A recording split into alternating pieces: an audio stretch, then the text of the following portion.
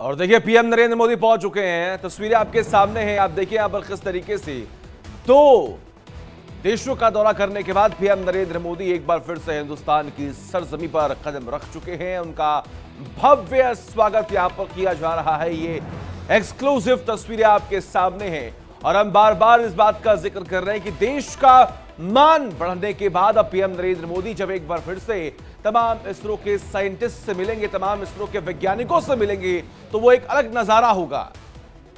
तो तस्वीर इस वक्त आपके टेलीविजन स्क्रीन पर एक्सक्लूसिवली दिखा रहे हैं, जहां पर आप पीएम मोदी को देख सकते हैं कि वो बेंगलुरु पहुंच चुके हैं। और इससे थोड़ी देर पहले ही पीएम मोदी ने ट्वीट करके खुद इस बात की जानकारी भी दी थी और उन्होंने कहा था कि मैं बेंगलुरु में उतर चुका हूं। हमारे असाधारण इसरो वैज्ञानिकों के साथ बातचीत करने के लिए मैं बेहद उत्सुक हूं, जिन्होंने चंद्रयान 3 की अपार सफलता से भारत को गौरवान्वित किया है। उनका समर्पण और जुनून वास्तव में अंतरिक्ष क्षेत्र में हमारे देश की उपलब्धियों के पीछे बहुत बड़ी प्रेरक शक्ति है।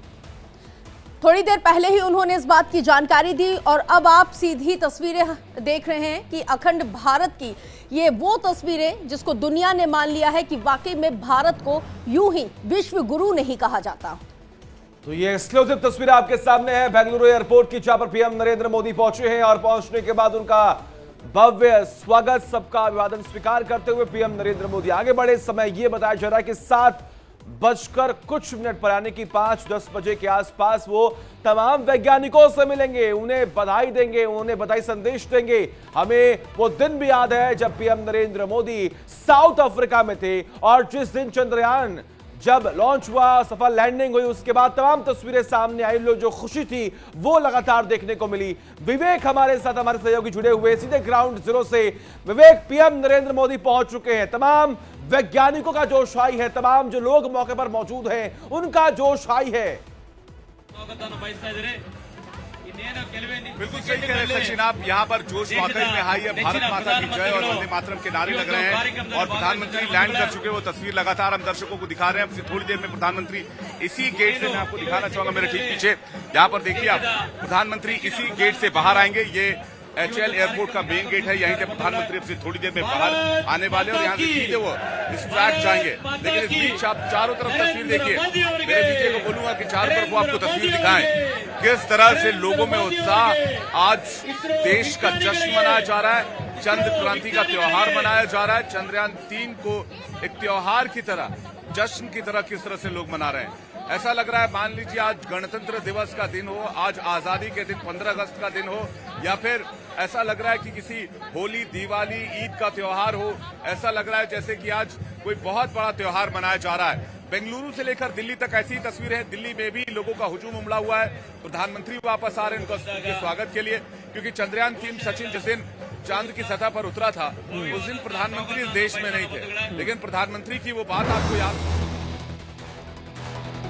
तो थोड़ी ही देर में प्रधानमंत्री मोदी का ये रोड शो है। इस वक्त की अहम जानकारी आपको दे रहे हैं। इसरो में चंद्रयान 3 के वैज्ञानिकों के साथ पीएम मोदी की मुलाकात बेहद महत्वपूर्ण है और अब से थोड़ी ही देर में पीएम मोदी रोड शो करेंगे। चंद्रयान 3 की अपार सफलता के बाद जिस तरह से वो बेंगलुरु पहुंचे, जहां पर तमाम तैयारियां की जा चुकी हैं, इसके साथ ही ये इंडिया का ही चमत्कार है कि आप देखिए कि चंद्रयान 3 और साउथ पोल पर पहुंचने वाला हमारा देश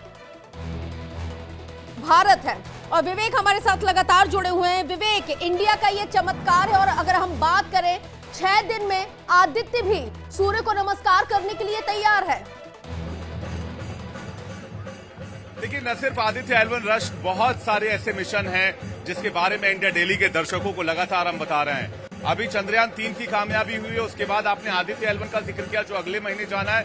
इसके बाद मानव युक्त मिशन लॉन्च करने वाला है इसरो, जो गगनयान भेजा जाएगा, उसमें लोगों को भेजा जाएगा चांद तक या स्पेस में भेजा जाएगा। इस तरह का मिशन पे प्लान किया जा रहा है।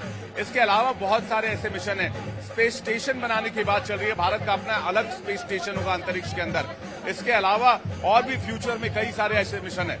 शुक्र ग्रह पर यान भेजने की तैयारी है, दोबारा से मंगलयान भेजने की तैयारी है। तो फ्यूचर में इसरो के पास ऐसे ऐसे प्रोजेक्ट हैं जिसे देखकर दुनिया दांतों तले उंगली दबा लेगी। और इन प्रोजेक्ट्स के बारे में हमने लगातार इंडिया डेली लाइव पर दर्शकों को जानकारी दी है। तो फ्यूचर में बहुत सारे मिशन लॉन्च करने हैं इसरो को, जिसकी तैयारी की जा रही है। सबसे नियरेस्ट जो मिशन है वो आदित्य L1 का मिशन है।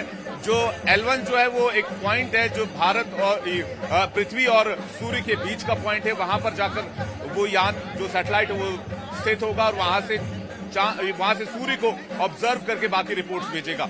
लेकिन मैं आपको तस्वीर एक बार फिर से दिखाता हूं। मेरे विजय को बोलूंगा आपको लगातार यहां से जश्न की तस्वीर वो दिखाएं। हम लोगों से भी बात करेंगे, लेकिन यहां पर मीडिया गैलरी होने की वजह से हमें बैरिकेड किया गया है। हम और लोगों से कनेक्ट करने की कोशिश करेंगे।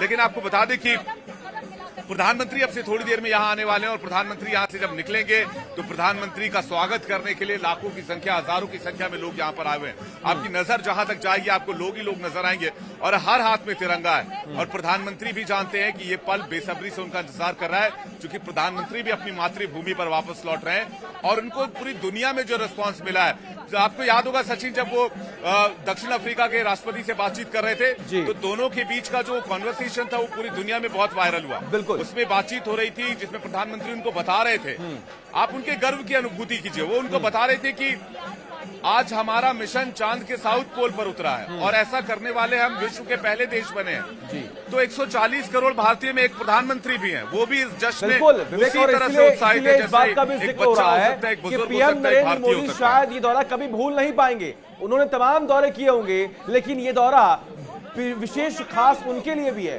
क्योंकि वो अपने देश में नहीं कहीं दूसरे देश में थे और वहां पर हमने एक नया एक नई मिसाल पेश की, एक नया इतिहास कायम किया। बिल्कुल, और इसी बात का मैं आपसे जिक्र कर रहा था सचिन कि जब वो एक भारतीय होने के नाते दूसरे राष्ट्राध्यक्षों से बात करते हैं, जिसकी तस्वीर हमने देखी जब वो आपको दक्षिण अफ्रीका के राष्ट्रपति, मैं अपनी पर्सनल फीलिंग आपको बताता हूं, दक्षिण अफ्रीका के राष्ट्रपति कहते हैं कि आज मैं अपने संबोधन में इस बात का जिक्र करूंगा कि भारत ने स्पेस में इतनी बड़ी कामयाबी हासिल की है।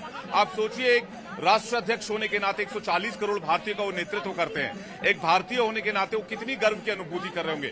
वही अनुभूति हम सबके बीच है, हम सबके अंदर है वही फीलिंग, और उसी फीलिंग का जिक्र प्रधानमंत्री ने किया था। आपको याद होगा प्रधानमंत्री का वो बयान, मैं आपको याद दिलवाता हूं, दर्शकों को भी याद दिलवाता हूं, जो प्रधानमंत्री ने कहा था कि मैं बेशक आज जोहान्सबर्ग में हूं, ब्रिक्स समिट में आया हुआ हूं, लेकिन मेरा मन चंद्रयान पर है। तो उस मिशन को लेकर वो भी उत्साहित थे। चंद्रयान 2 की जो हमने देखी थी कि लास्ट टाइम में वो हार्ड लैंडिंग का शिकार हुआ था, उसके बाद एक सन्नाटा सा था पूरे इसरो कैंपस में वैज्ञानिकों के बीच, लेकिन प्रधानमंत्री वहां उस दिन मौजूद थे। और प्रधानमंत्री जब वहां मौजूद थे तो प्रधानमंत्री का एक दृढ़ संकल्प होता है कि मैं देश नहीं झुकने दूंगा। और इसी दृढ़ संकल्प के साथ जब चंद्रयान 3 मिशन की शुरुआत हुई तो पल पल का अपडेट भी प्रधानमंत्री को था कि मिशन कैसे आगे बढ़ रहा है, कहीं कोई अड़चन तो नहीं आ रही है, चाहे वो फंड का हो, चाहे वो दूसरी चीजों का हो। आपको एक छोटा फैक्ट और बताता हूं सचिन, दर्शकों को भी जानकारी देता हूं कि जब 2014 में इसरो का बजट आया था तो इसरो का बजट लगभग 5000 करोड़ के आसपास था पूरे इसरो का, जिसमें वेतन बाकी चीजें सब कुछ शामिल होती है। न सिर्फ रिसर्च की, अब रॉकेट छोड़ दिए और चांद पे चला गया उसका 5000 करोड़ मिल गया, ऐसा नहीं है। पूरे इसरो का बजट 5000 करोड़ का था। 2022 में इसरो का बजट आपको पता है कितना था? दर्शकों को भी शायद पता हो ये बात, 3 गुना बढ़ाकर 14000 से 15000 करोड़ का कर दिया गया। तो इससे इंटेंशन साफ नजर आती है कि वो प्रधानमंत्री जो बात कहते हैं कि स्पेस की दुनिया में भी भारत को विश्वगुरु बनाना है, तो विश्वगुरु बोलने से नहीं होगा। वो स्पेस के मामलों में, साइंस टेक्नोलॉजी के मामलों में, दवाइयों के मामलों में। जी, तस्वीरें हम देख पा रहे हैं, हाथों में तिरंगा है और जहां तक मेरा अनुमान है उनके जुबान पर एक ही नारा होगा कि सबसे अच्छा हिंदुस्तान हमारा।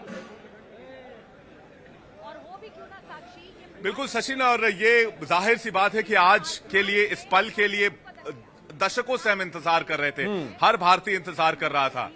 दुनिया में इतने मिशन हुए और इतनी मून पर मिशन लॉन्च किए गए, लेकिन आज तक साउथ पोल पर कोई नहीं जा पाया। एक इंटरेस्टिंग फैक्ट ये भी है कि जितने में 615 करोड़ रुपए में ये मिशन पूरा हुआ, उतने में फिल्में तक नहीं बनती हैं। ऐसी फिल्में हॉलीवुड में बन चुकी है जिनका बजट 2000 करोड़ 3000 करोड़ तक गया है। इंटरस्टेलर एक ऐसी फिल्म थी जिसे क्रिस्टोफर नोलन ने डायरेक्ट किया था, उसका बजट 1000 करोड़ से ज्यादा का था और वो फिल्म 2012 में आई थी।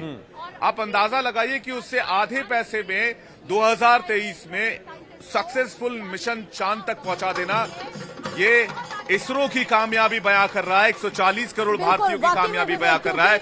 ये विश्वास जितने की कम जीत है और पैसों भरोसे में, का जीत है। ये हमारा जो चंद्रयान 3 सफल हुआ है, इसको तो पूरी दुनिया ही मान रही है और वैश्विक पटल में हर कोई इसकी चर्चा भी कर रहा है। और इसी से जुड़ी हुई एक बेहद ही खास रिपोर्ट हम अपने दर्शकों को दिखाते हैं, उसके बाद एक बार फिर से आपको दिखाते हैं। ಪ್ರಾರಂಭ ಆಗಬೇಕಾಗಿ ವಿನಂತಿ। मिशन के जरिए